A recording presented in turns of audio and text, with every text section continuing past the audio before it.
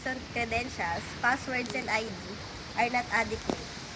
The 19/9/11 hijackers had a total of 63 valid driver licenses, 5 million identity thefts in US in 2004, 6.7 million victims of credit card fraud.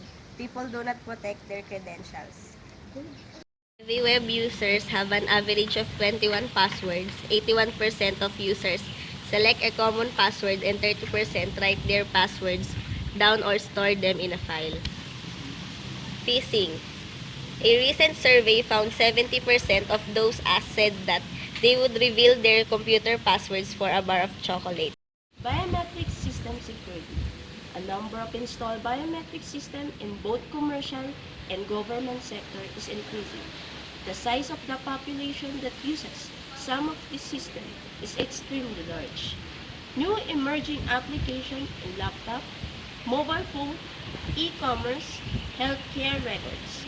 What happens if the biometric system fails to recognize you as someone else? The potential damage resulting from security breaches is biometric system can be enormous. Bypass features extractor. Inject random immutized set and modify its iterative to improve the matching score. Biometrics template protection. A prototype of an individual's biometric that is stored in database or smart card. For example, the hand geometry, PCA coefficient, immutized features. A true fingerprints image can be created from master template. Template protection. Encryption. Template is still vulnerable when it is decrypted.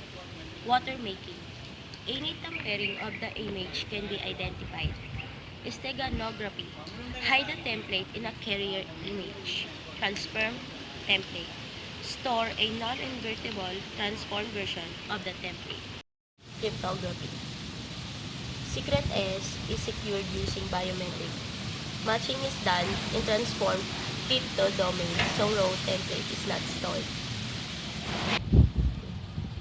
Fuzzy fingerprint vault encoding. Secret S is secured using template mini-shade key.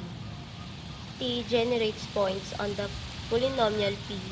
Chaff points are also added to this point list to increase security. Cyclic redundancy check is used for error detection during decoding.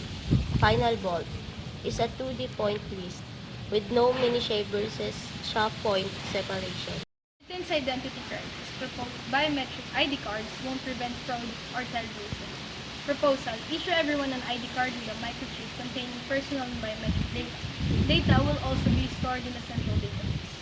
Proponents: card database combination will provide a foolproof ID check. Critics: how much will ID cards cut down identity theft and terrorism? Total cost: 10 to 20 billion pounds. Central database subject to failure and denial of service attacks. Identification accuracy may not be adequate to handle 50 million users. Central database is poor security and poor privacy practice. Automatic fingerprint alignment. Align query fingerprint with template helper data. Points of maximum curvature on orientation field. Flow curves. The template helper data query helper data extraction, ICP alignment, fault decoding. Decentralization of template. Fingerprint ID for wireless keys, IEEE Spectrum, January 2006. Fingerprint scanner is placed in a battery-powered device that fits like a fob on a keychain. It can communicate with either RFID readers or Bluetooth radios. Typical use is an RFID key for access control.